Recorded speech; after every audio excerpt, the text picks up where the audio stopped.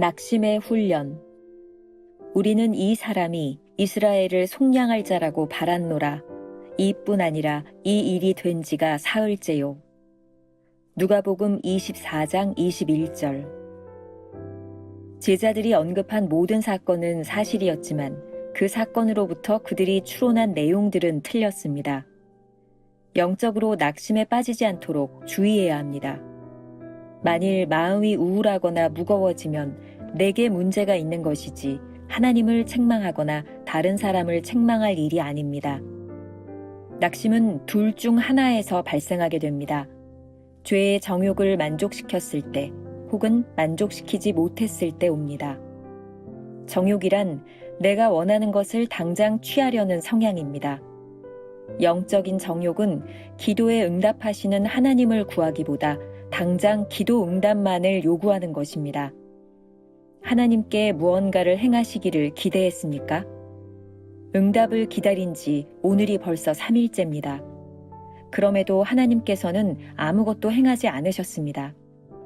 그러면 우리는 낙심하고 하나님을 원망하는 것이 당연하다고 생각합니다.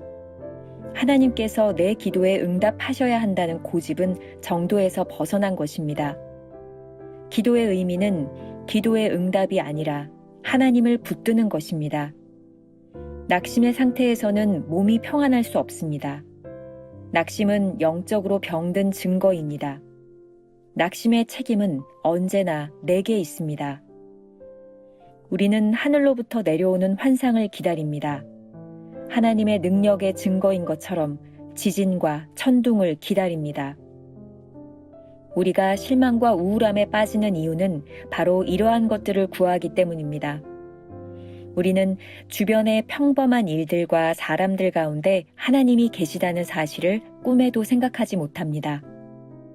가까이 있는 책임을 다할 때 우리는 주님을 보게 될 것입니다. 가장 놀라운 하나님의 계시는 예수 그리스도의 신성이 평범한 것들 속에서 나타난다는 점입니다. 첫 번째, 낙심의 이유. 오늘 본문 말씀은 예수님이 십자가에 달리시고 난 후 실망한 채로 엠마오를 향해 가고 있던 제자들이 부활하신 주님을 만난 사건의 이야기입니다. 제자들의 생각에는 예수님이 십자가에 죽으신 지 사흘이 지났으니 무슨 일이 일어나야 될 것 같았고 그 이야기를 하고 있는 겁니다. 문제는 그 일, 자기들이 원하는 일이 일어나지 않았다는 것이죠.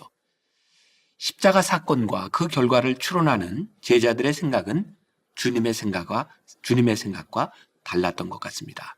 그 다름으로 인해 제자들은 낙심했고 예루살렘을 등지고 엠마오로 향해 가고 있었습니다. 오늘 묵상에서 챔버스는 낙심의 이유를 정욕 때문이라고 말을 합니다. 여기 이 정욕에는 두 가지가 있는데 하나는 자신이 원하는 것을 지금 취하려고 하는 육신의 정욕, 다른 하나는 기도에 응답하시는 하나님이 아닌 기도의 응답만을 요구하는 영적 욕심, 영적 정욕에 대해서 이야기하고 있습니다. 많은 그리스도인들이 진정한 영적인 것과 영적인 정욕을 잘 구별하지 못하는 것 같습니다. 잘못된 영적 정욕은 우리를 낙심으로 인도합니다. 기도의 양을 단지 영적인 것이라고 착각하는 것이죠.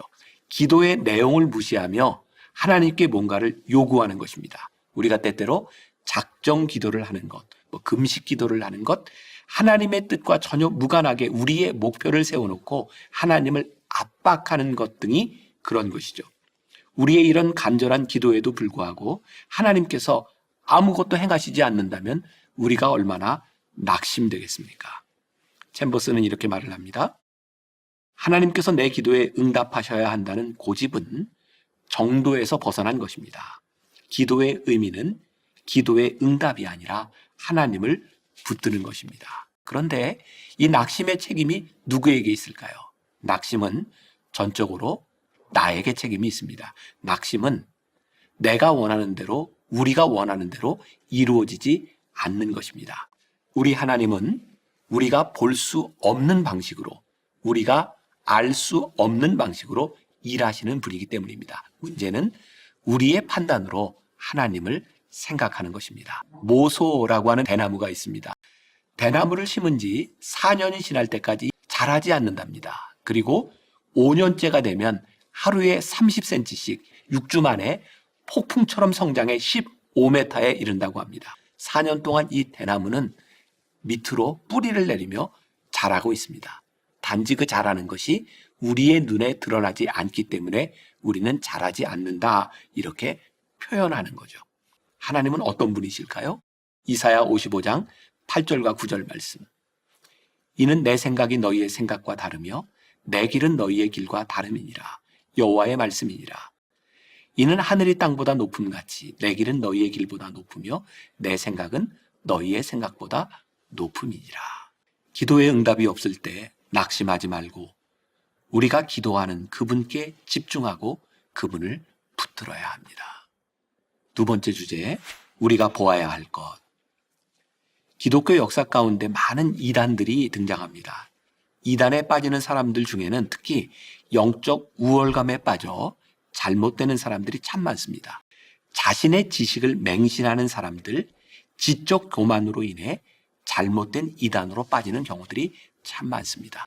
챔버스는 하늘로부터 내려오는 환상을 기다리는 것, 혹은 하나님의 능력의 증거인 것처럼 지진과 천둥을 기다리는 것은 잘못된 간구라고 말을 합니다. 우리가 하나님을 믿으면서 기적을 기대하는 것이 잘못된 것은 아닙니다. 하지만 우리가 원하는 대로 기적을 구하는 것은 잘못된 믿음의 방식입니다. 영한 믿음은 그분이 행하시는 것을 믿는 것입니다. 챔버스는 우리가 하나님을 진정으로 믿을 때 우리의 평범한 일상과 우리가 만나는 평범한 사람들 가운데서 하나님이 행하시는 것을 볼 수 있다고 말합니다. 좀 인용하죠. 가까이 있는 책임을 다할 때 우리는 주님을 보게 될 것입니다. 가장 놀라운 하나님의 계시는 예수 그리스도의 신성이 평범한 것들 속에서 나타난다는 점입니다. 우리에게 필요한 것, 하나님을 아는 것이고 하나님이 일하시는 방식을 신뢰하는 것입니다. 그때 우리는 낙심에서 헤어나와 우리 일상 가운데서 하나님을 경험하고 찬양하게 될 것입니다. 미국의 프린스턴 신학교 초대 총장을 지낸 알렉산더라고 하는 분이 있습니다. 한 청년이 뛰어들어와 너무 감격스럽게 눈물을 흘리며 이 교수님께 이야기를 합니다. 교수님, 제가 오늘 마차를 타고 오다가 갑자기 말이 놀라서 벼랑 안으로 떨어졌는데 마차는 산산조각이 났음에도 불구하고 저는 이렇게 멀쩡하네요. 하나님이 지켜주셨어요. 살아계신 하나님 감사합니다. 이 청년의 고백을 듣던 알렉산더 교수는 이렇게 대답합니다. 할렐루야, 참으로 감사하네. 그러나 여보게, 나는 지난 40년 동안 마차를 타고 그 길을 다녔는데 단 한 번도 사고가 난 적이 없다네. 난 자네보다도 더 감사하네 그려. 기적은 여러분들이 기대하는 방식, 특별한 것이 아니라 여러분들의 일상 속에서 일어나고 있음을 믿으며 하나님을 신뢰하셔야 합니다.